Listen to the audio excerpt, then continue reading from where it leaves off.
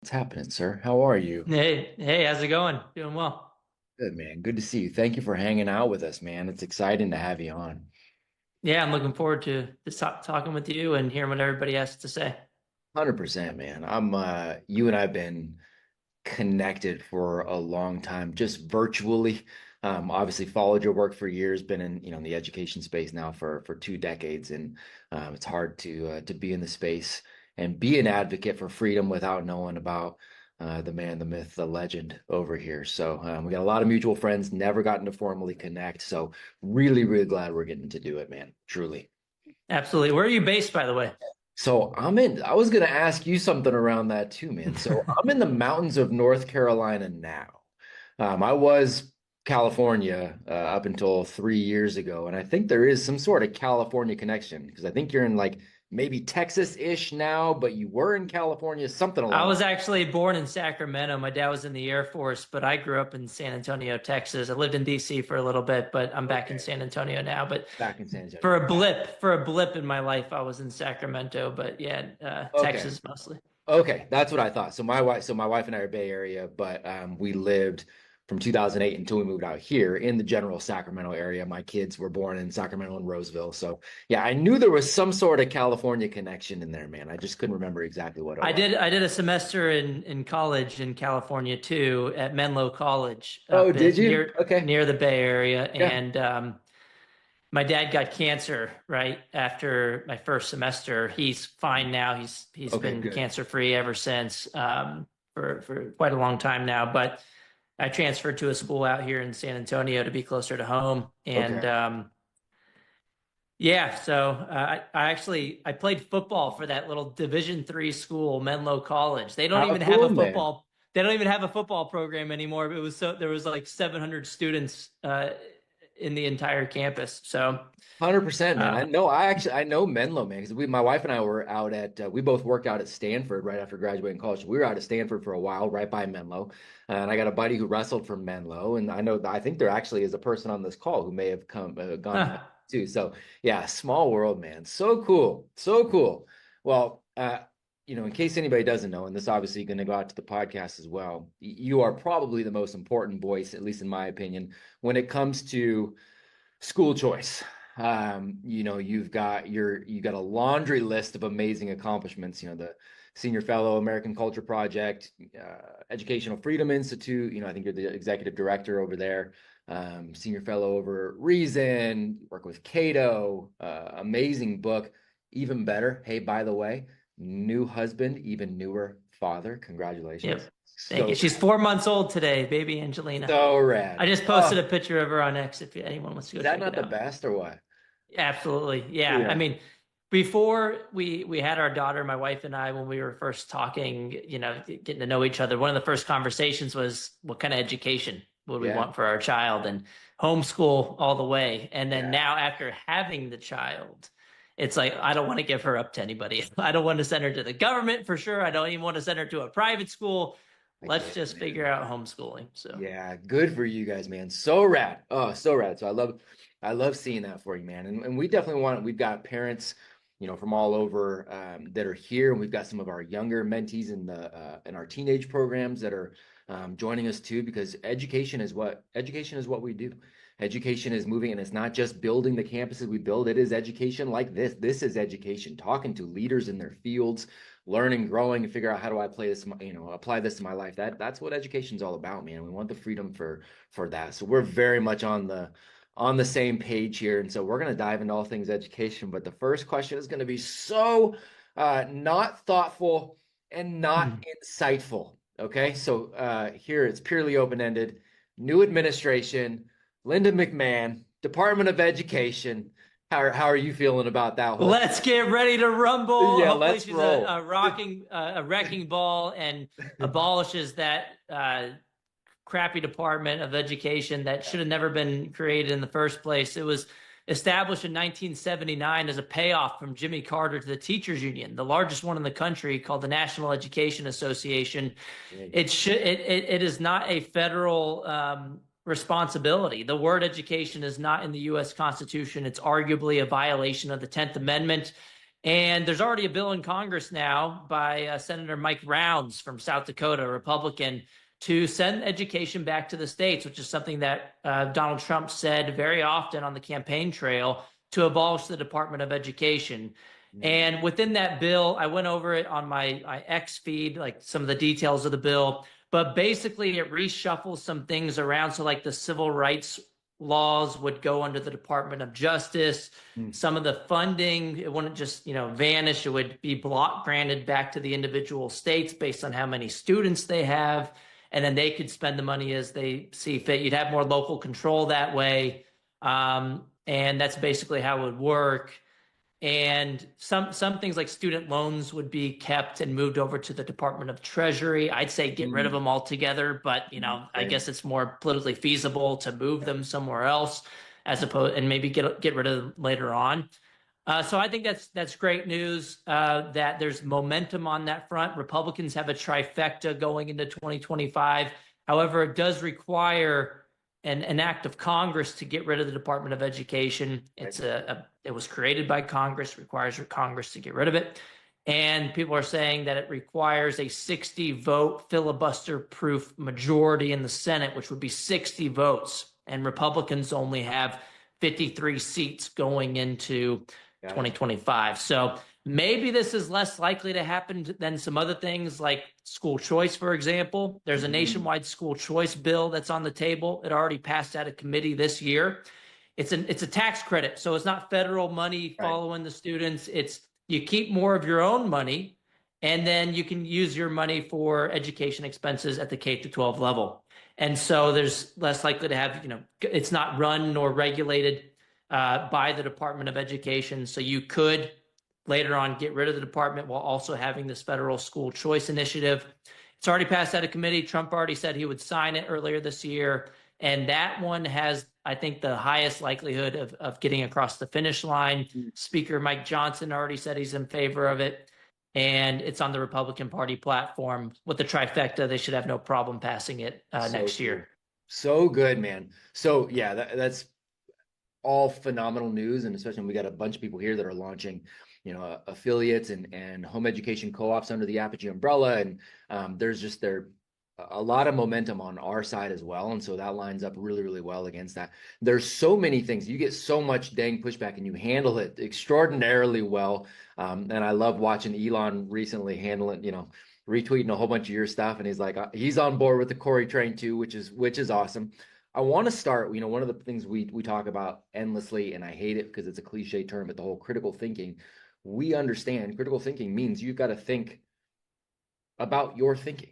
And one of the ways to do that is to go, okay, what is an opposing argument? Can I earn the right to have an opinion by being able to argue against my own thoughts better than anybody else? So if I was to ask you, in your opinion, what do you think the best argument is against school choice? Yeah. Like, what is the best argument that people have? Let's try to steel man the argument. You can't do it. It's all straw man arguments because they all suck. I actually did a book on this called School Choice Myths. You can't really see it's right here. Yep. It's published by the Cato Institute. It's my first co-edited volume, but we did a different chapter for each of the main arguments against school choice. And I don't think any of them are any good, but the one you'll hear most often from the teachers unions and other people who are trying to defend the status quo and protect their monopoly on the minds of other people's children is they'll say, fine, that'll benefit the families who are using school choice. They kind of concede that part of the argument. Then they push that aside and say, well, this is going to steal money from the public schools, to which I respond, the money doesn't belong to the government schools. Education funding is meant for educating children, not for propping up and protecting a particular institution. We should fund students, not systems. And by the way, if you're doing a good job and you think the public education system is fine and that people will still choose it, you should have nothing to fear from a little competition. If families could take their money somewhere else, they want to do so, because if you're doing a good job, they're basically admitting their own failure by even bringing up this argument. Yep. And, no one would say that allowing families to choose to shop wherever they want steals money from Walmart. No one would say that. It doesn't make any sense because your money doesn't belong to Walmart. You can take it to Trader Joe's.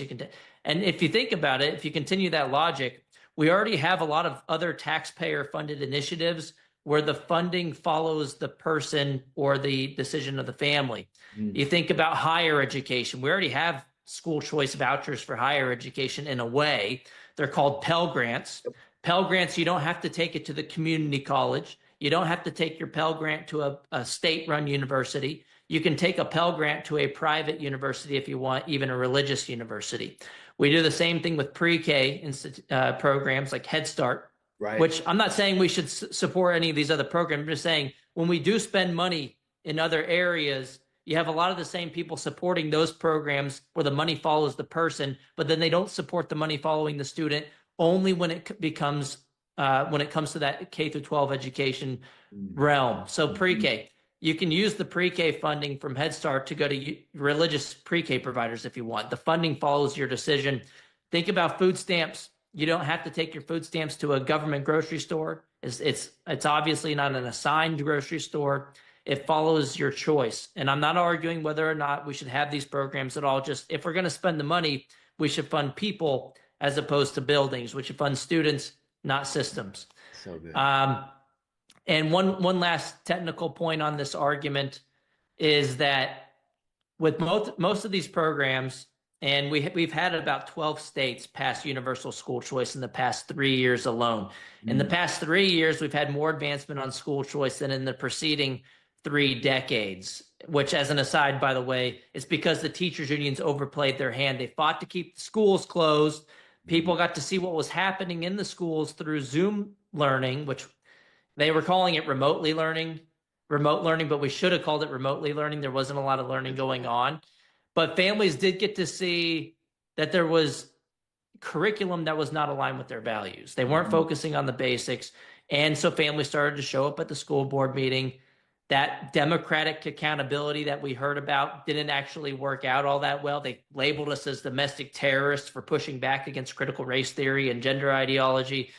And parents said, to hell with this. And so they went and lobbied for school choice bills. And they held politicians accountable for real accountability, which is being able to vote with your feet so that the public schools don't label you as a terrorist anymore when you complain. They look at you as a customer instead and start to have to shape up and compete and do a better job. But when we pass these bills in the public schools, we spend about $20,000 per student per year nationally.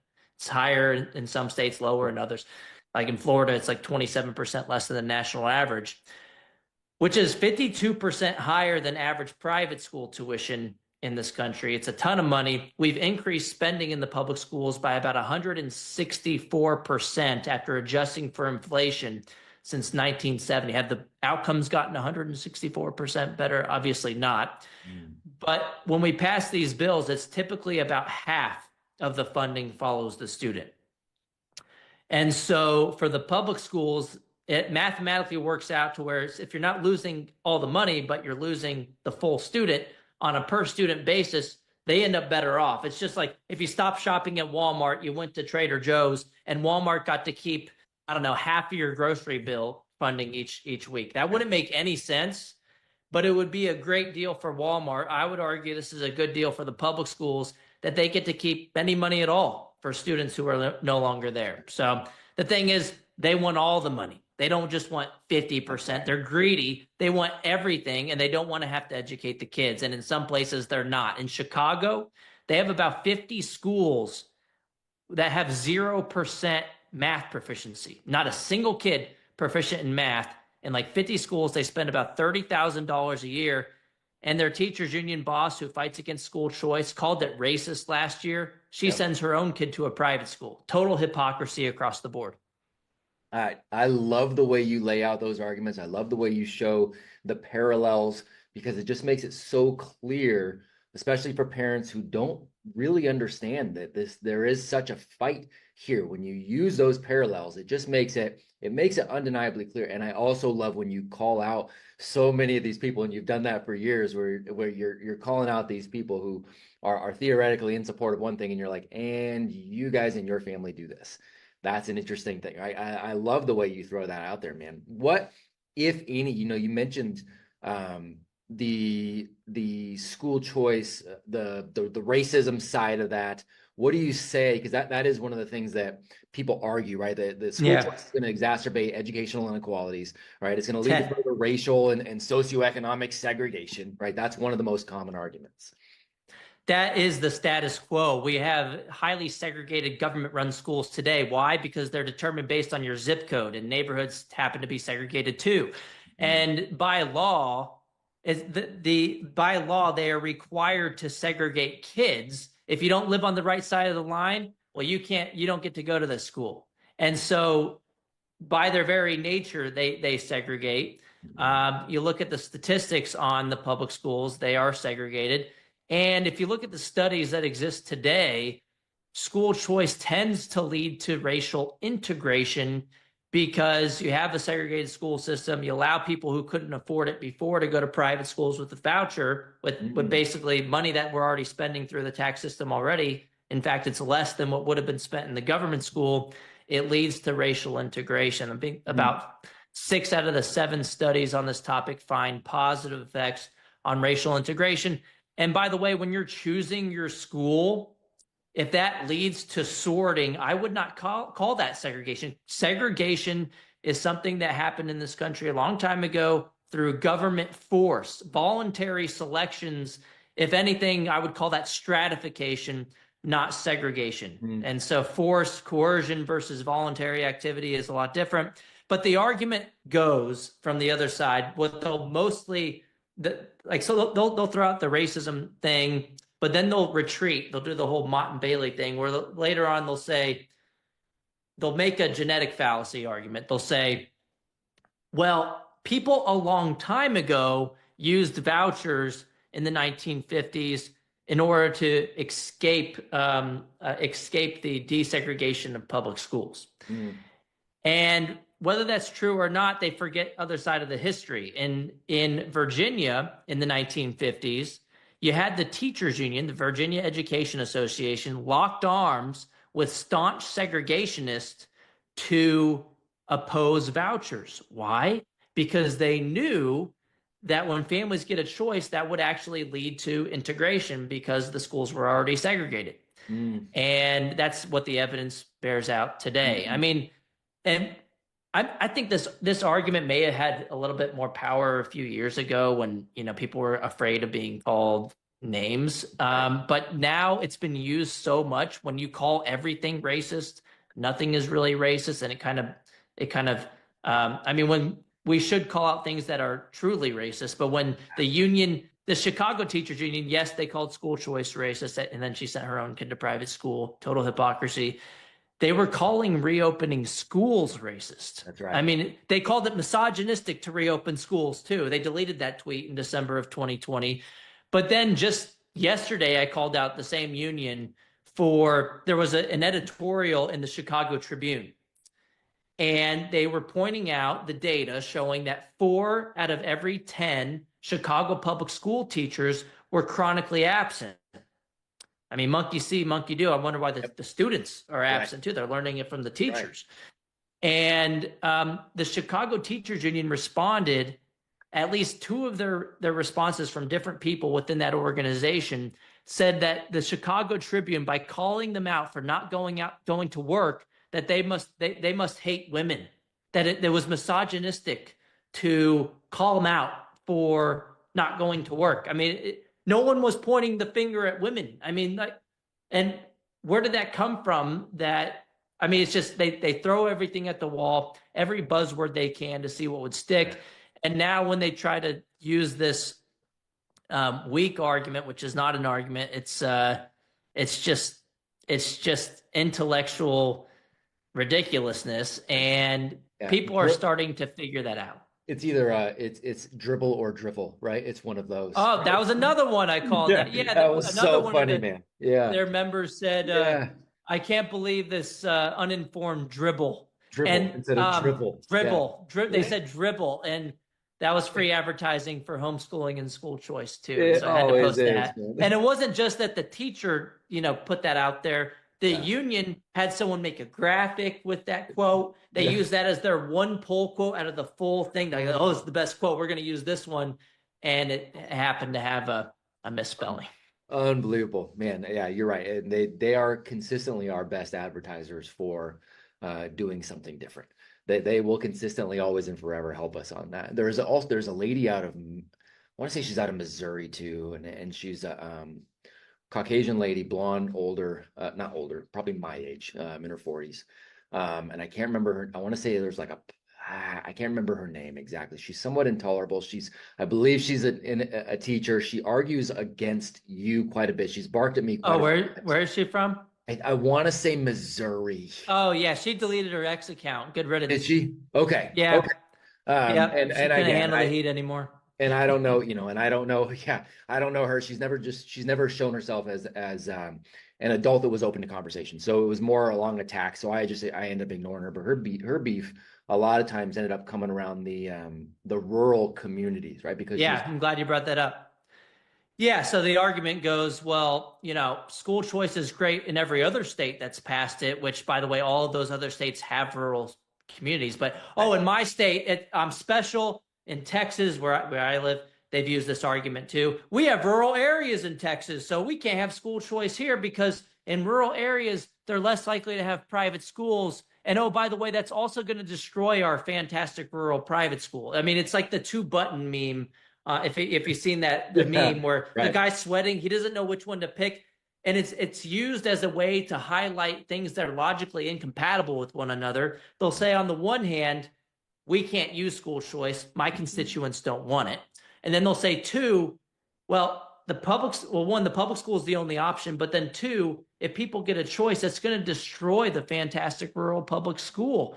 Well, one, if it's so fantastic, you should have nothing to worry about. But then two, if it's true that you don't have any other options, you should be the last person crying about school choice defunding your fantastic rural public school, because if people don't go anywhere else, you still receive the same funding because it's based on the number of students you have in the school. You're not losing anybody. You should be the last person making this argument. Right. What they've done is in blue states, they make the same usual teachers union talking points argument against school choice. They've tried to come up with another one to use in red states because they know they have to pick off a few rhinos in order to try to block school choice in red states like they have done in Texas. It's not going to be blocked anymore. We just went ham on them in the primaries. 21 of the Republicans who voted against school choice last year in the Texas House, 14 of them are gone, which basically never happens. 2/3 of them lost. Incumbents usually win 95% of the time in state legislatures. So that's a huge message that was sent by parents at the ballot box, which, by the way, Trump won the parent vote by 9 points this time around, which is a 15-point shift from 2020, according to exit polls. He also won the Catholic vote by 18 points. And that Catholics are big supporters of school choice generally. You think about private schools in this country, a large percentage of the private schools happen to be Catholic schools, partially because of the history of how public schools were basically Protestant a long time ago in the U.S. We can get into that in a separate conversation probably. But Trump also won the Latino men vote, and that was a shift of 35 points since 2020. Wow. But with the rural argument, it's trying to give Republicans a way out, a way that they can have their cake and eat it too, so that they can say they're still conservatives, but also voting against their own party platform. And it's because, it's different here. I'm in a rural area. I don't have to vote for school choice. But the reality is, especially when you have education savings accounts, and for listeners who, the basic school choice function for a long time has been the voucher. If you take that money, it could go to the government school. That would be business as usual. If not, you'd take that voucher to pay for a private school. That was the basic concept. It has changed to something called education savings accounts now, which it's the same basic mechanism, but the funding that would have followed you to the government school, if you like your public school, you can keep your public school for real this time, unlike with your doctor. But if not, that money goes into a savings account directed by the parent, and you could use it for private school tuition, but that's not all. You could also use it for a micro school, homeschool curriculum. You can use it for any education expenditure. You just, is education pretty broadly defined, and it's not limited to a brick and mortar private school like with the vouchers. So I think that's been a step forward. And with these education savings accounts, you're more likely to be able to exercise choice in rural areas with online school now. It doesn't have to be a brick and mortar school. You don't have to build another schoolhouse in order to benefit from school choice. And the worst case scenario is nothing changes. If it's true that you have no other options, which I don't think that's usually the truth. I mean, this person you're talking about who deleted their X account, she would say, oh, we have no options in this area. But it's like, well, there is one like 30 minutes. They would just redefine terms. Like, yeah, maybe there's not an option 5-minute drive away, but there is like one 30 minutes away. It's not that bad. And if you could do like a homeschool co-op, a micro school type thing, that's good too. And you don't have to have a brick and mortar school, a traditional private school. And so if you also just look historically, the rural argument falls flat on its face too, because the oldest voucher programs in the country actually started in Maine and Vermont, which are now blue states. But the reason they created their voucher programs in Maine and Vermont, they're called town tuitioning programs. They were started in the late 1800s, and they were built specifically for kids in rural areas that they were so rural, they didn't even have a public school. And so the state would give a voucher to these families, and you could use it for a nearby public school in another district, or you could use it for a private religious or non-religious school. So that's like the oldest. I mean, a lot of people point to Milton Friedman in the 1950s and say that that's the first mention of vouchers. No, it's not. We had vouchers in the late 1800s. We had mentions of vouchers from Thomas Paine, John Stuart Mill in Chapter 3 of On Liberty, much long before Milton Friedman. But Milton Friedman's great too. It's just that it had been discussed before, and there were programs implemented before. But they figured out over 150 years ago that not having a lot of choice was an argument to expand opportunities, not to restrict them. And so, if anything, not having a lot of options in an area is a good reason why we should put the money in the hands of parents, have demand there so that supply can respond to that demand. And guess what? The 9 most rural states in the country, according to the Census Bureau, already have some form of private school choice. That also includes West Virginia. West Virginia has universal school choice. They don't limit it based on income. They don't limit it based on where you live. They don't limit it based on the type of student who would benefit. I mean, so because some programs historically would be based on, if you're a very low income, or if you have a special need or something like that, which take the win, take the incremental victory. Yep. I think that's good. It's better than nobody having choices. But now what we've seen, we've gone from 0 to 100 real quick on the issue, where we're now implementing Milton Friedman's ideas. They're coming to fruition in the form of, I've said it before on this talk already, it's called universal school choice. And what I mean by that is there's no picking winners and losers. We all pay into this system, and we all are guaranteed a public education for everybody now. That money follows the student. And so we've had 12 states do that in the past 3 years. West Virginia was one of the first, and Arizona as well. Arizona, when they opened up their applications, their government website crashed because so many people wanted education savings accounts. I didn't know at the time because I didn't have like real-time data what was happening. Yeah. I thought maybe it's a government website, they just can't figure it out. But it was actually because so many people applied. They now have about 90,000 families benefiting from education savings accounts in Arizona. And most recently, We've had Alabama, Louisiana, North Carolina had a pretty historic vote recently. Their governor tried to veto school choice. They overrode the veto a few weeks ago, and it's universal there too, because they have a Democrat governor, Roy Cooper, Yep. who sent his own kid to a private school and Yes, he then did. fights it. He even declared a state of emergency over school choice. I mean, it's total. It's just ridiculous how far they will go to try to block people It is brutal. from having the same options that they had. Yeah, and he didn't do much about the actual emergency with this whole hurricane. Exactly. Yeah, which was telling. Oh, so good, man. I want to get, so we've got moms and dads and some of our young people from all over the world, and I want to get them in here asking some questions here in a second. But why, before I grab Stephen, I got you up here first. You guys start putting your hands up at any point, and I'll start bringing you guys in. But why did this become the battle for you? Why, what was it about this that drew you in? Yeah. So I went to government school, so I experienced firsthand some of the problems. I went over this in chapter 1 of my new book. It's a national bestseller. It was endorsed by Trump and Vivek. Department of Government Efficiency. Here we come. Let's right. shut it all down. It's called The Parent Revolution. But you know, a lot there. I think I came out pretty unscathed, but there was a lot of drugs, a lot of fights, a lot of bullying in the public school system.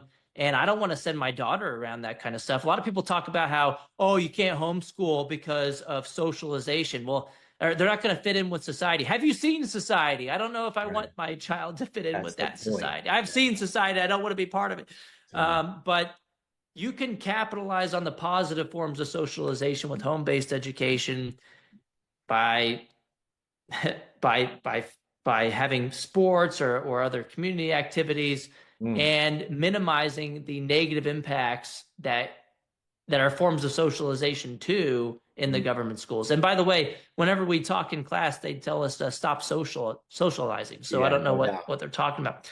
And then I also got into this as a researcher, really, at the University of Arkansas. I did my PhD in education policy. It's like one of the only education PhDs where it's not totally Marxist. There's actually ideological balance there. And so I'd recommend anybody, if you want to go into it, to go check out the University of Arkansas's Department of Education Reform. The name was pretty on, it told you what we were about. And we were actually housed in the education school. And I kind of feel like people didn't really like us in that school very much because it was kind of, you had the establishment and then we had our little offices in the corner of the Department of Education Reform shaking things up.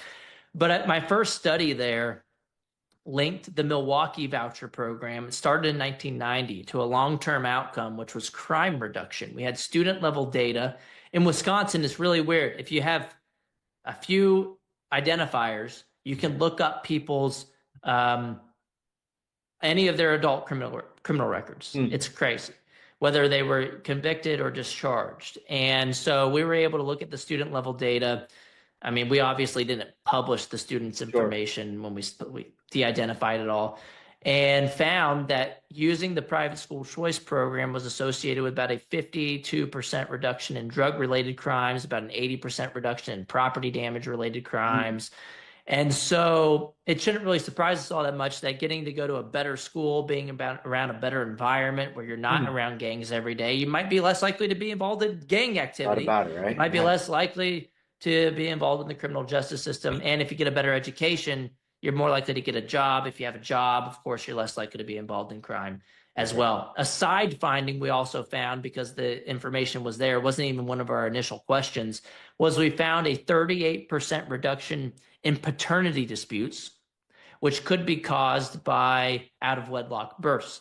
And so I think, again, getting into a better environment, having more competition, you're less likely to engage in risky behaviors. Right. And so, and it could also be that, I don't know if it's a religious aspect of the schools that could help as well. It could help build people's moral character and foundation. There could be something going on. We couldn't really tell why the changes were happening, but there's a lot of theoretical reasons as to why we observed the differences. And so I started as a researcher. I started to figure out really quickly. I didn't want to go into academia. I published about 40 peer-reviewed journal articles. I don't know how I did it with their peers being my enemies, basically, Right. in the peer review system. It's ridiculous. It's double blind, which means they basically know who you are because you usually publish your study like on the internet somewhere, and then you submit it to a journal. So they basically know who you are. You don't know who they are. And so when they reject your article for ideological reasons, you'll never be able to hold Right. them accountable because it's blind. Whereas if it was all public and you could see, well, this person rejected this article that had better methods than the one they accepted with the result that they liked, Mm. you could hold them accountable. You just can't do that in the current system. So I had enough of it. I figured I want to go somewhere where I'll be rewarded for my ideology as opposed to being punished. I went into the think tank world, went to Cato, Reason. Mm. I'm at the American Culture Project now, and I have a few other hats as well. But I also benefited from school choice partially. So I did go to government schools, but in high school, I was able to go to something called a magnet school. Yep. And so magnet schools, they're still government run, district run, but they don't have monopoly power in the same way because people have to select into the school. Mm. And so they have to attract their customers. They're very much like charter schools, but they're not privately operated like charter schools. And so I felt like that was a great opportunity for me. And I think other families should have opportunities like that, but it shouldn't be limited to schools that are run by the government. The money's meant for your kid. You Yep. should be able to determine where to take that.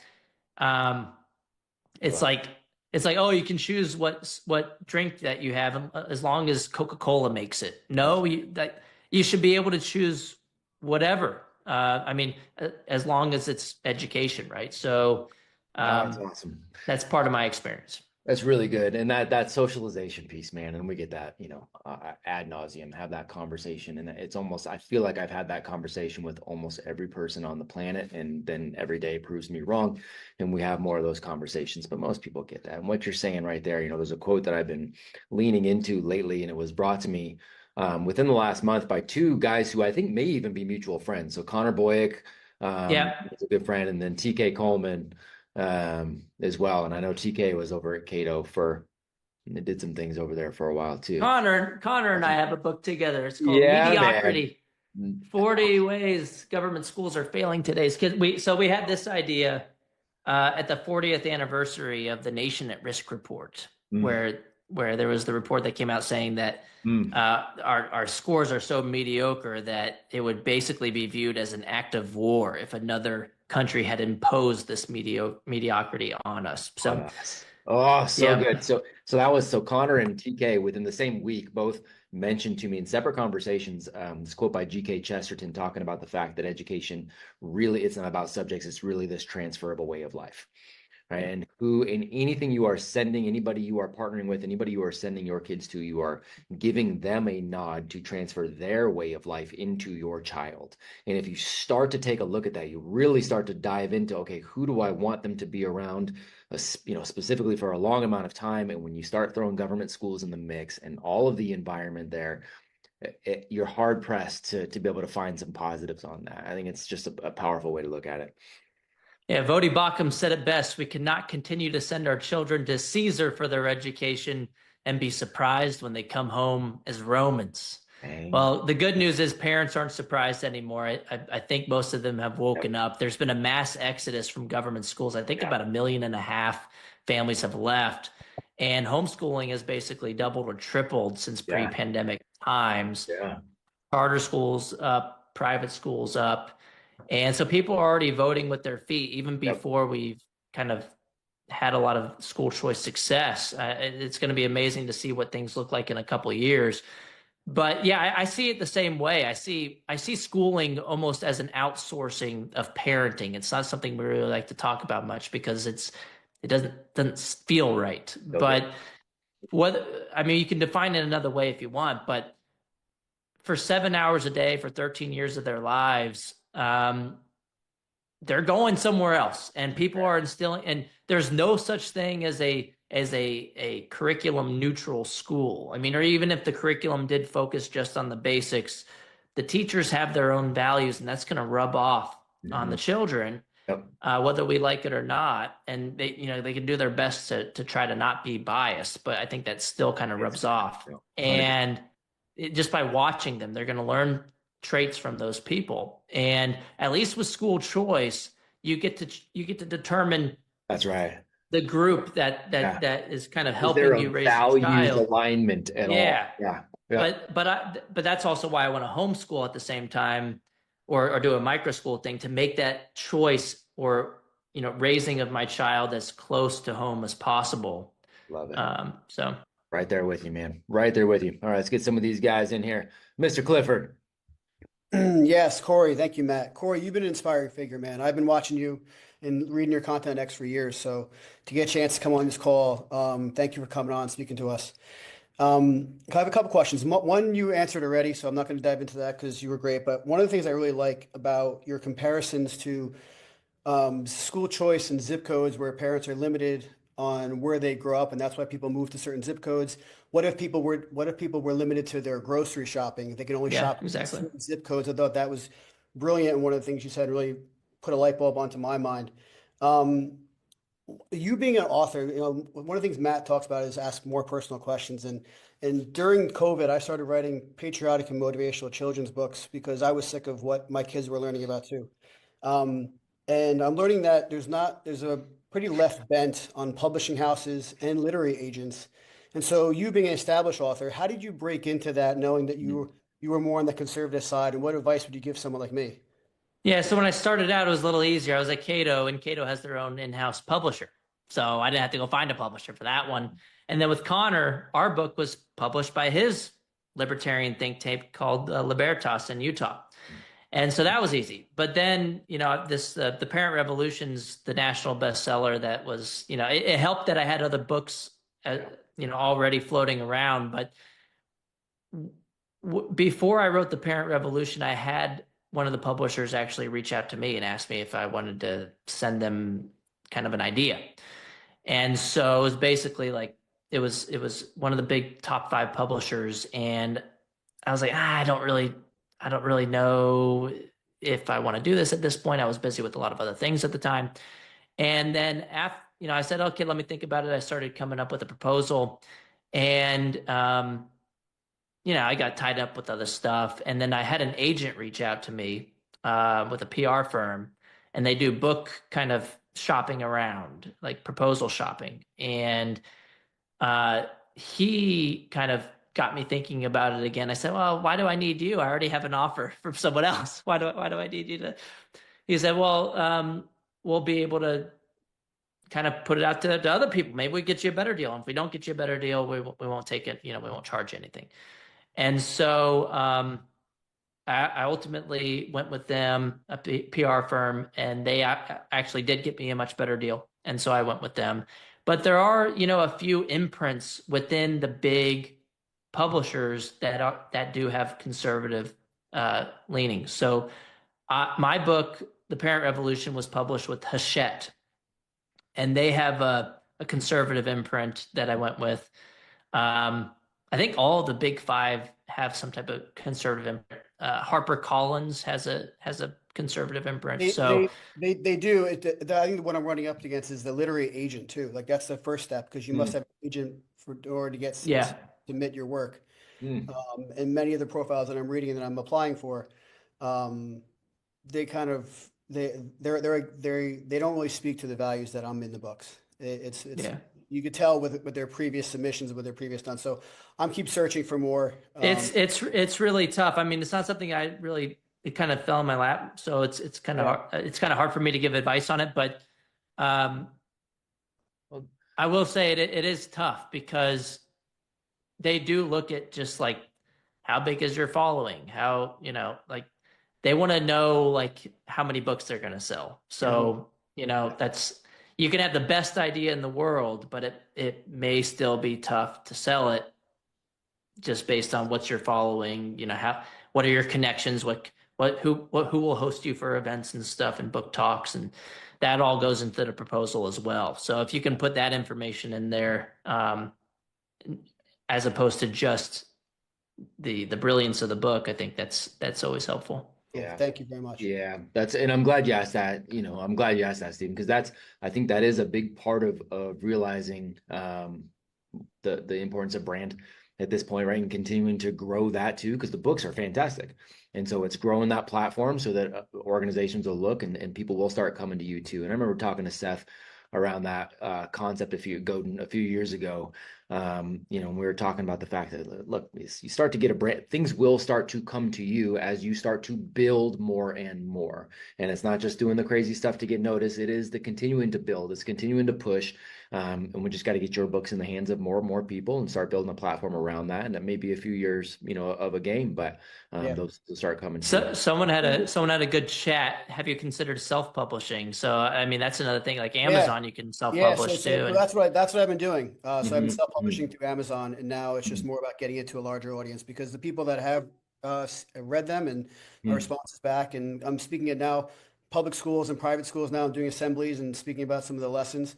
Awesome. But it's more of it's just locally based right now, and I want to, and truthfully, nationally, it's been a lot of supported by some of the Apogee schools. So the more people that get exposed to it, the Doing the better. right things. I appreciate it, guys. yeah, I mean, yeah, and I think when the big publishers look at these things, they will look at your previous sales from other books too. So, you know, having the other books do well also helps too. I mean, it's like a chicken and the egg problem though, right? When you have a bigger publisher, it's easier to sell. So, Yep. True story. Good question, Stephen.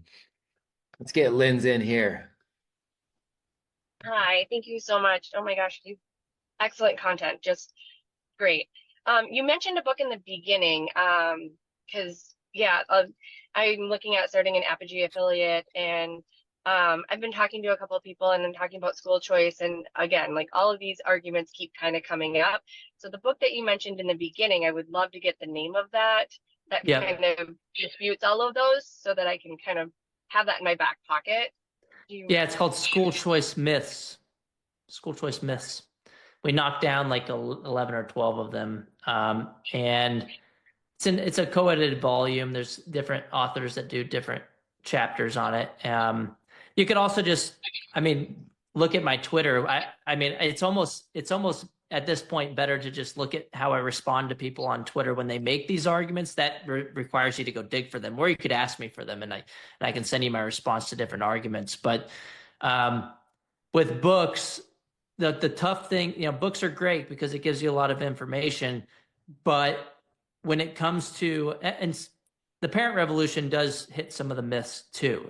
I mean, it probably in a shorter, more digestible format than School Choice Myths even. You know, School Choice Myths was published several years before the parent revolution, so I've kind of gotten better at honing my arguments. But on Twitter or X, whatever you want to call it, I mean, in politics, one, if you're explaining, you're losing, but two, you have to be able to communicate in sound bites, because if someone's throwing this argument at you and you give them 50 studies, they're not going to listen to your 50 studies. You need to be able to hit them with either something that puts them on defense, like a rhetorical question, or a reframe of the debate somehow, or you have to have a quick response. And I think X for, you know, I used to say Twitter for all the bad things that happen there, but now it's great because Elon Musk is in charge. But you got the community notes where we're slapping them on Randy Weingarten when she was saying that she fought to reopen the schools she said, oh, we've been fighting to reopen schools since April of 2020. She lied before the American public, before Congress, saying that. And then she went on Twitter the next day, now X, saying that no, the Republicans were lying. I actually fought to open the schools. And then every day she got hit with a different community note. But yeah, I mean, if you're good at searching X, like searching, like you can go from DeAngelis Corey in the search bar, then look for different types of arguments. You might be able to find them there, or you could just ask me. But yeah, some good real-time stuff. Oh, great. Yeah. I got like great. another one that they used to use was they'd say, this is a violation of the separation of church and state because this is public money, which there's no such thing as public dollars. They're all private dollars that are taken from us. But they're taxpayer dollars. And they'll say this is a separation of church and state issue, which, by the way, the words separation of church and state are not in the U.S. Constitution. They're referring to the Establishment Clause. But school choice is not a violation of the Establishment Clause for the same reason that Pell Grants aren't. I mean, this is also why I brought up like these other programs earlier, because the people making these arguments against school choice, they support Pell They Grants, support they all the other support stuff. Head Start, Yep. they support food stamps, they support Medicaid, which is basically a voucher that can be used at a religious hospital. All of these other things can basically be used for religious services. And they don't have a problem with that because it doesn't threaten a union monopoly. That's the only reason why they're okay with those things. Those other things tend to expand government, while school choice reduces the scope of government, which is another thing. But it doesn't establish a state religion in any way, obviously. But it also is because the funding goes to people, and you can choose between religious and non-religious providers. So I think that's why analogies are also so important in these arguments too, because instead of explaining why it doesn't violate the Establishment Clause, it's easier to say, well, we have Pell Grants, those are fine, right? And then they're like, I've never thought about that before. And they just kind of shut down after that, and they move to something else. So good. So good. What do you think, Linz? Solid? And I'll make sure. No, thank you. That makes perfect sense. It's a lot more about in how you communicate, is what you're kind of telling me, I think. And yeah, I really appreciate that, using the analogies, and you gave us so many great ones too. So I thank you. No, it's good stuff. Yeah, thanks for the question. Like, another one is like, when the main thing they'll say is this is fine for the kids using school choice. Fine, they get a choice. But what about the kids who are left behind in the public schools? They're going to be worse off, right? It's going to defund the public schools.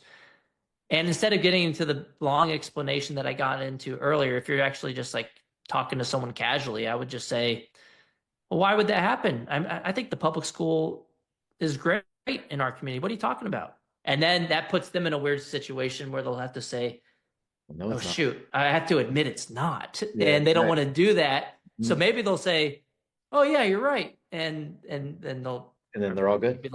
And they'll be fine. Hopefully, that would be the best case scenario. I love that. I love it. Jay-Z, how are you, sir? I'm very well. How are you? Good. Great to see you. Top of the morning to you. That's right. Yeah, that's right. Good day. G'day. Hey, Corey. Thanks for being on here. I've followed you for quite a while. I'm very interested in what you're putting out there and the message that you share. Obviously, if I'm part of this crew. If you had the opportunity to just wave the magic wand and education was in best case scenario, and you got to decide what it looked like tomorrow, can you just share what that might look to you in your absolute ideal way? Yeah, I don't think the government should be involved in education at all. But like, government certainly shouldn't run schools. I mean, we have food stamps, but we don't have government running the grocery stores. So similarly, if anything, if we had any government involvement in education, it would be providing some level of funding for the least advantaged who couldn't afford it otherwise. And you'd have like a food stamp type scenario. It would be a lot less than we spend today. Currently in the US, we spend about $1 trillion per year in taxpayer money on K-12 education. It's ridiculous. That would be a lot less if it was truly targeted to the people who needed it. And then we'd be able to keep a lot of our own money. And then we could spend our own money on private education. I don't think that's happening anytime soon. And so I have spent my time fighting on realistic policy solutions, which I think the best thing that we have in front of us today is universal school choice in the form of education savings accounts, so that, $20,000 we're spending in the government schools, let's take a portion of that, let's say half, 10,000, maybe 15,000. You're still saving taxpayer money as long as it's less than what we would have spent otherwise. And let the parents choose how to direct the upbringing of their children. Maybe that's in a private school. Maybe it's in a charter school, homeschool. Maybe it's homeschooling. Maybe it's a co-op. But that would be in the decision of the parents' hands. And Arizona's already doing this. They don't limit their program in any way. They don't regulate it. They have annual financial audits that are done at random to make sure you're not spending the money on drugs and non-education stuff, things that are reasonable even for a libertarian like myself. But they don't say, oh, you have to teach this curriculum or you have to take this test. They don't have any of that. And so Arizona, I think, is the model for other states to follow when it comes to having maximum freedom, while also having maximum competition. I think it's the gold standard for school choice and the most realistic thing that like policy solution that we have today. Yeah, there you go, Jay-Z. Thanks, sir. It's good to hear your perspective. Yeah. Thank you. And guys, we got two more. I want to honor Corey's time too. So we got Sam and Kevin, and we'll go no more questions here so we can make sure everybody knows where to get books and follow along and all that good stuff. Sam, let's get you in here. Hello. Thank you for being here with us. I am so excited to dive into all of your books and all the good things that you have out there.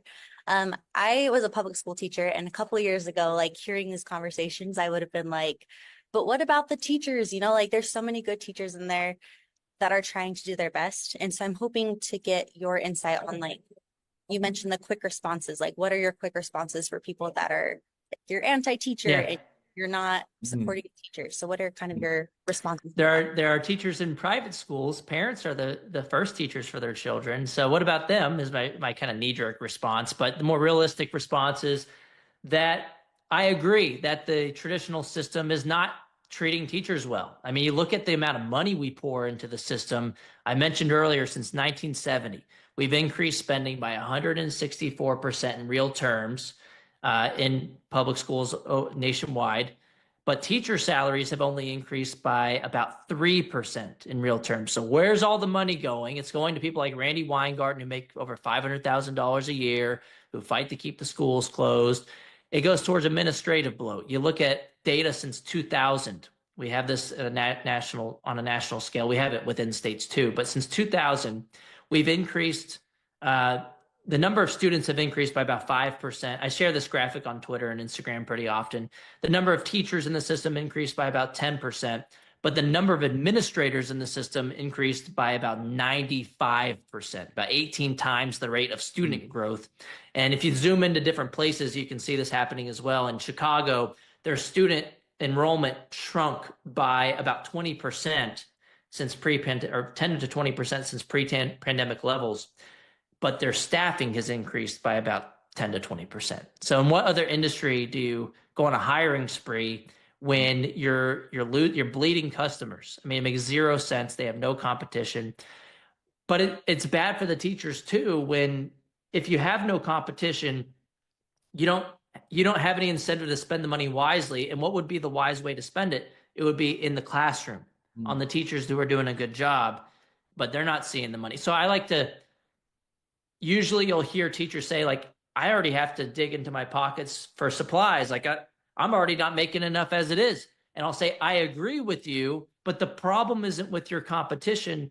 The problem is with your employer that has no incentive to do the right thing in the current scenario. So let's give them a reason to treat you right. And so I think that's the better, instead of saying, oh, teachers are bad. I don't really take that approach that some people take. They'll say, like, oh, you know, public school teachers are horrible. I don't think that's the right way to go about it. You want them on your side as well. And it happens to be the case that choice doesn't just benefit the consumers, it also benefits the employees, because currently we have a monopoly in the labor market. Teachers basically, it's take it or leave it. And I would point whoever says, you know, I point people to there was actually an article in the Washington Post during COVID, and it highlighted a New Jersey public school teacher. And they pointed out how this public school teacher had been in the system for decades, quit during COVID to start her own micro school. And she was making more money at the micro school with like a quarter of the students that she had in the public schools. So smaller class size, more autonomy, higher pay. I mean, you can just search for that article, or, you know, I can send it to Matt later if he wants. But if you like Google New Jersey public school teacher, micro school, Washington Post, I'm sure you'd find it. They didn't take the logical next step to say, this is why we need school choice, obviously, but they were so close. They just couldn't bring themselves to go all the way there. It's really good. Yeah, thank you. I appreciate that. Yeah, really good. And I want to make sure, because I know we're at the hour. We've got one more hand on there. Are you okay, Corey? I want to make sure. Yeah, absolutely. Okay. Yeah, totally. Thanks, man. You're awesome. KG, let's get you in here. So we were talking about the Department of Education earlier and the chances of that being abolished. With the teachers union being so large and so against that, how do you go up against something like that teachers union? How do you make change with such a large organization like them? You know, what are our ways Yeah. teachers union? Yeah, you have to have truth on your side and logic. I mean, the unions have been able to just flex their muscles for decades, right? They were the only special interest group in town. Now I like to say we have a new sheriff in town, the parents. We have more power in numbers. And I think what COVID shows us is that when parents lock arms, we can be effective at the ballot box too. We saw this with Glenn Youngkin in Virginia after Terry McAuliffe said, I don't think parents should be telling schools that what they should teach. Terry McAuliffe in a blue state that went 10 points to Biden in 2020, just the year before the election, lost. He was up in the polls until he said that. Glenn Youngkin ran on parental rights and education, and he won as a Republican in this blue state against a former incumbent, a former governor. He was basically incumbent, Terry McAuliffe. Education was the #2 issue in that election, and the education voters went to Glenn Youngkin by 6 points, which that basically never happens for Republicans. And it kind of has laid out a blueprint for success for others who want to win on the issue of education. I think Trump kind of listened and saw what was happening. That's why he repeated education stuff basically every rally, which that's rare for a Republican to do. Usually Republicans didn't want to talk about education because it used to be a debate about which party was going to throw more money at the problem. And it's kind of shifted from that to who believes parents should be in the driver's seat. And that change in the conversation around education has proven to be an effective strategy or something that can benefit the Republicans. I mean, it could, in theory, benefit Democrats too. The problem is that they've been so in bed with the teachers union for so long. I mean, if you look at the NEA, and the AFT, Randy Weingarten's union, the American Federation of Teachers, we have data on how much political spending from them go to Democrats. And in last year, 99.97% of the AFT contributions from Randy Weingarten went to Democrats. And it's been like that for decades. It's a money laundering operation. It ought to be illegal, which gets me to another point. I think we should revoke the NEA's federal charter. They're the only labor union in the country with a federal charter. They have the backing of Congress. And the NEA, similarly, their election contributions last cycle, 99% went to Democrats. Republicans have a trifecta going into 2025. They should revoke that federal charter. It's been around since 1906. I have no idea why they get special privileges and nobody else does. But Republicans, if they voted against revoking a money laundering operation that went to Democrats 99% of the time, I think they would probably get primaried by Elon Musk and others, and it wouldn't go well for them. But the way that we fight back, I think, from more of a grassroots level, is to keep shining a spotlight on the problems. And we saw this with Libs of TikTok. She became, she grew her following quickly. I do some of this from time to time too, and the more sunlight that we have, it's the best disinfectant. And so social media is very helpful in this way, that the mainstream media would never cover the stuff that we cover, that Kaya covers, that Chris Rufo covers, that I cover. They would never cover it because they were on the side of the teachers union, and they still are. They're being forced to cover it because we make it go viral on social media. And so, parents, boots on the ground, need to get that information to people who can blow it up, or they can share it themselves. And, if something is compelling enough and you can tell a story, then that's going to get people to listen. And if you can get politicians to listen, well, they're going to face pressure to vote for things that you want. And so the NEA, the AFT, the unions, they have never cared about being on the right side of history when it comes to just doing things that are right for kids, or even having logic behind their arguments. Everything has been racist this, racist that. It's not working anymore. And they can't play that game anymore. And I don't think they're ever going to be able to reverse course. They've been drunk on power for so long, but that's why we're going to continue racking up the wins. because we've had facts on our side. We've had logic on our side. We have morality on our side. And so even though we may not have as much money as them, we're knocking the socks off of them in the primaries, in particular, when it comes to school choice candidates. You look at my home state of Texas, they always outspend us. They have so much more money than us, but we're winning all across the country at the ballot box. So it just so happens that, infinite sums of money aren't always going to win the day. And I think social media has been very helpful on that front to hold people accountable. So I will say one last thing is, again, politics is all about organized interest fighting for what they want. The unions have had their own game in town. Now we have parents, but the way that you're effective is by locking arms and creating groups, because politicians listen to groups of people more than they listen to individuals. That's just how it works. It's special interest politics 101. We're more of a general interest because we're fighting for our own kids. But if we can create groups, I mean, much like the group that we have here today, the bigger that those groups become, the more effective they will be. Mm-hmm. Good word. What do you think, KG? Thank you. Yeah. Man, so dang good. Okay, we want to honor time, and I'm going to take these guys through a little debrief here before we go, because we're going to put this out on the podcast too. I want to make sure we do right by you on a couple of things. One, I want to know where you would have people go. Obviously, very active on X, and so much going on. The books, I want to make sure everybody remembers the titles of the books, where we can go to find all of that. And the most important question for us always, when we've got somebody who we're very much on the side of, like yourself, is how do we support you? How do we support you, your family, your beautiful bride, your beautiful 4-month-old little girl? How do we support you as a family? So those are the final questions on our side, brother. Yeah, you can follow me on X. It's at DeAngelis Corey. If you want to subscribe, you can as well. You can get a copy of the book. The latest one is The Parent Revolution: Rescuing Your Kids from the Radicals Ruining Our Schools. It's on sale on Amazon right now. It's endorsed by Trump. It's a national bestseller. It's also endorsed by Vivek, a bunch of others. Pete Hegseth, who was appointed, or Trump has named to be Secretary of Defense, Yep. And other people as well. But Ted Cruz, a senator from my home state of Texas, on the back, he says, "You can ruin Randy Weingarten's day by reading this book." So I think that's probably the best endorsement.